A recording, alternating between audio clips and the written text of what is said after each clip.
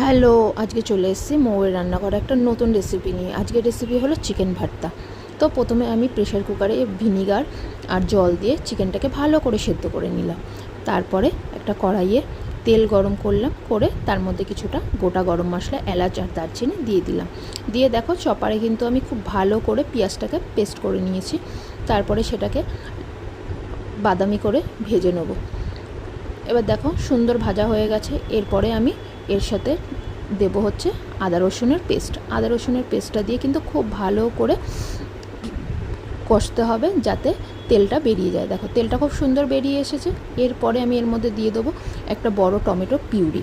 Tomato পিউরিটা দিয়েও সুন্দর করে মশলা কষতে হবে, কষতে কষতে যাতে তেলটা ওপর দিকে ছেড়ে যায়।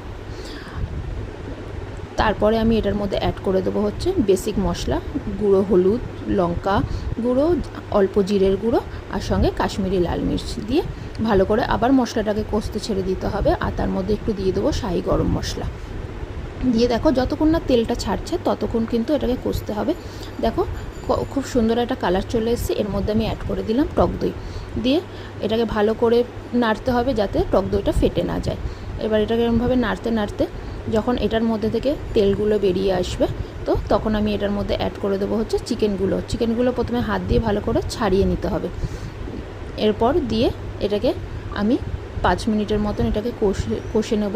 কষে নেওয়ার পরে এর মধ্যে অল্প যে সেদ্ধ করা চিকেনের স্টুটা ছিল সেটা দিয়ে ভালো করে কষতে থাকবো। দেখো এটা সুন্দর একটা কালার চলে এসছে।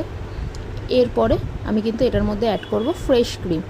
আমি এটার মধ্যে 3 থেকে 4 চামচ কিন্তু ফ্রেশ ক্রিম অ্যাড করলাম, করে আবার ভালো করে সুন্দর করে দেখো এটা কষে নিলাম। এবার এটার উপর থেকে যখন তেলটা ছেড়ে যাবে এর মধ্যে দিয়ে দেবো কাসুরি মেথি।